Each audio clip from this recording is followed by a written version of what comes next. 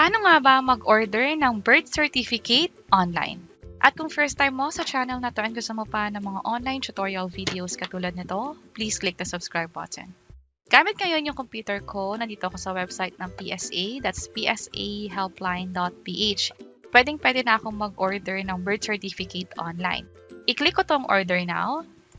Also, kung ang gamit nyo is yung cellphone ninyo, i-open nyo lang yung Google Chrome katulad nito at i-type dito yung PSA. Dapat makita ninyo itong psahelpline.ph. I-tap natin yan at i-click na tong order now.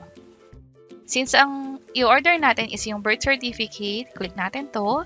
And then, kailangan i-check itong terms and conditions, privacy policy. Pwede nyo basahin ito mo ng mga link bago mag-proceed. Also, kailangan i-check itong consent. Hanggat hindi kasi check to at hindi pumipili ng alinman sa mga to, hindi may enable tong button na continue. So, click natin to.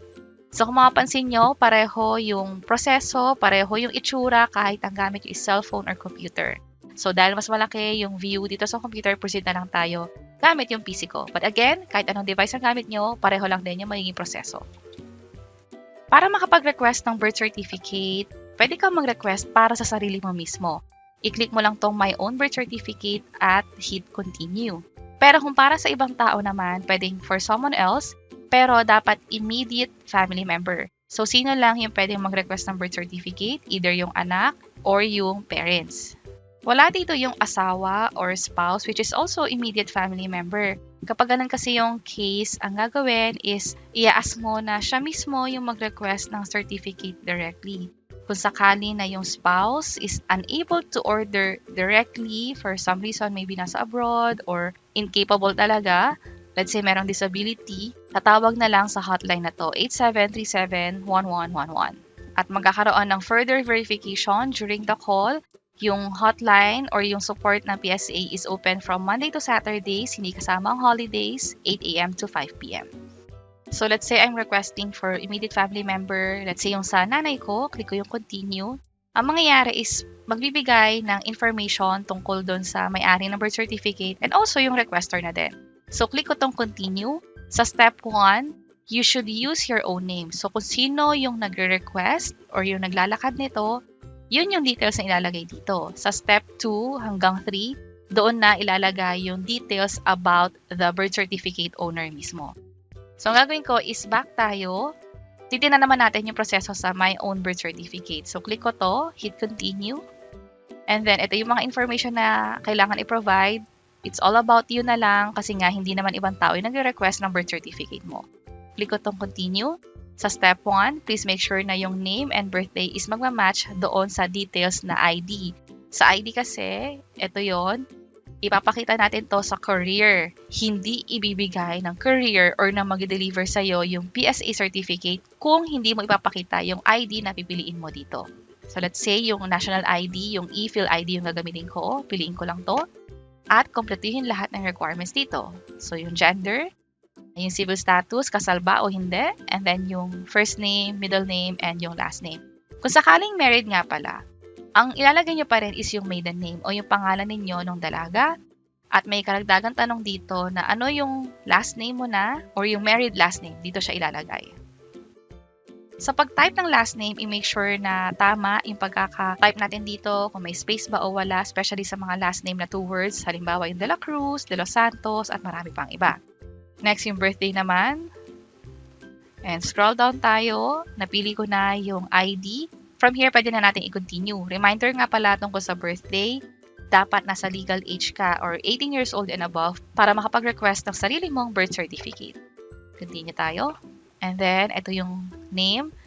So, na-double check ko na tama naman. Again, kung married na, ang dapat na nakikita nyo rito is yung pangalan ninyo nung dalaga pa or yung maiden name. Click ko yung continue ulit. Pupunta na tayo sa step 3. Yung father's name in certificate. Kung walang naka-indicate na father's details doon, i-check lang to. Pero kung meron naman, kumpletuhin lang din to. And then, click ko yung continue. Now, yung mother's maiden name naman. Again, yung pangalan nung nanay natin nung dalaga pa siya. Nung hindi pa niya ginagamit yung apelido nung tatay mo. Click ko yung continue. birthplace naman. So, saan ka pinanganak? Dito pa sa Pilipinas or sa ibang bansa? Kung sakaling sa ibang bansa, ilalagay dito yung country, yung reference number, dispatch number, at dispatch date. Kung sa Philippines naman, piliin lang dito yung Philippines at ilagay na lang dito yung birth, province, and then yung municipality na din. Click yung continue.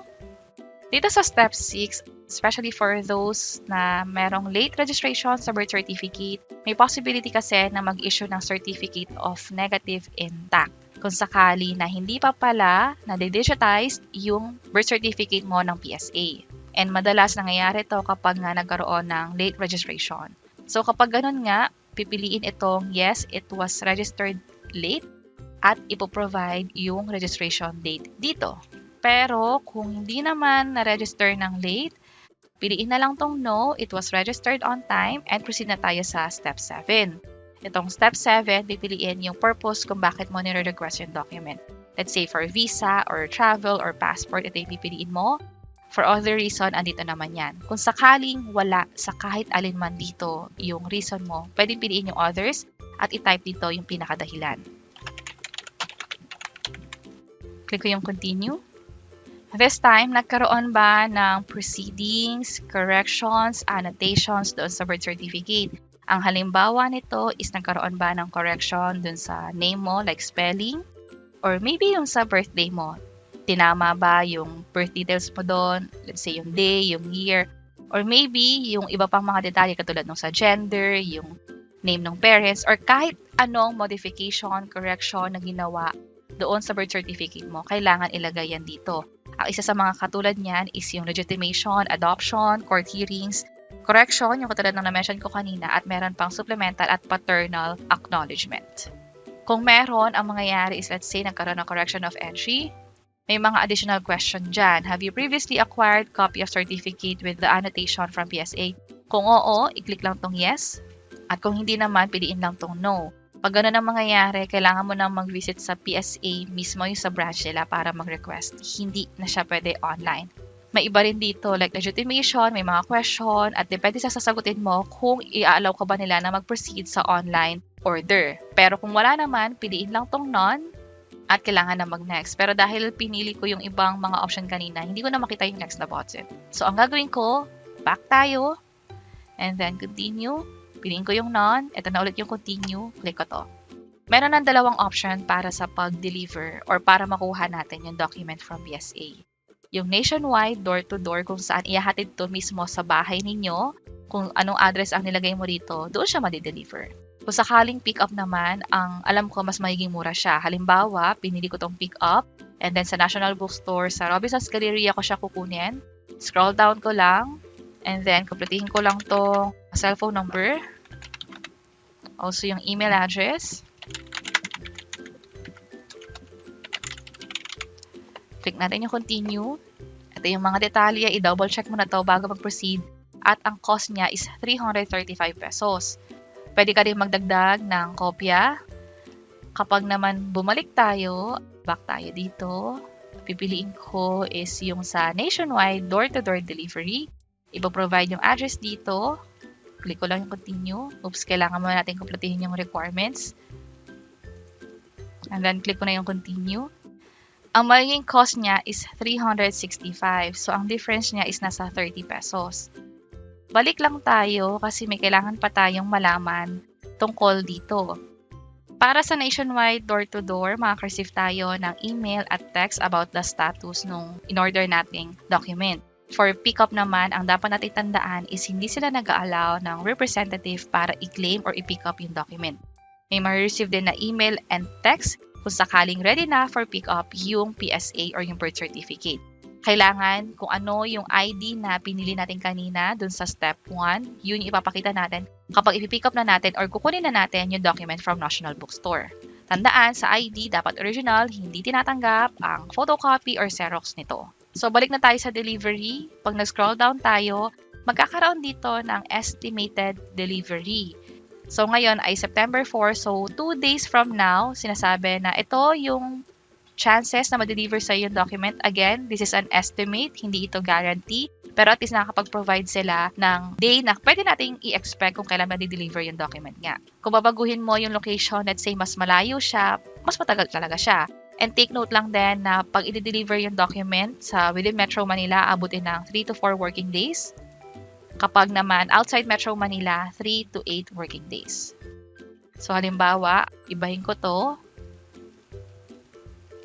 Aabutin na ng 14. So, 10 days na simula ngayon. Again, yung sinabi ko kayo na is working days, hindi kasama yung weekends and holidays. So, kung bibilangin ko, kung September 4 ngayon at September 14 to, aabot ng 1, 2, 3, 4, 5, 6, 7, 8. 8 working days para dito. So, scroll down ko lang. Click ko yung continue. Oops.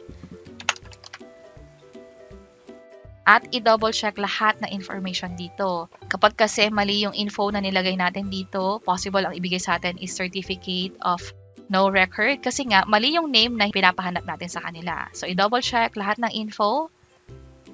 At kapag okay na, scroll down lang. Piliin kung ilang kopya yung kailangan mo. Kapag okay na rin to, i-check lang tong I confirm. By the way, sa payment, huwag maniniwala sa ibang tao na pwede magbayad through Messenger, through Viber, or pwedeng mag-send sa kanila ng pera via GCash. Hindi yun pwede. Ang payment is mangyayari dito mismo sa loob ng PSA na website.